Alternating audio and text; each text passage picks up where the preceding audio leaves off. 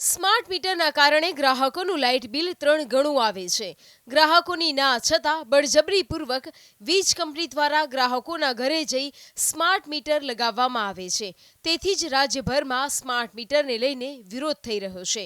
ત્યારે smart meter લગાવવા આવેલા વધુ એક પીજીવીસીએલના કર્મચારીની દાદાગીરી સામે આવી છે.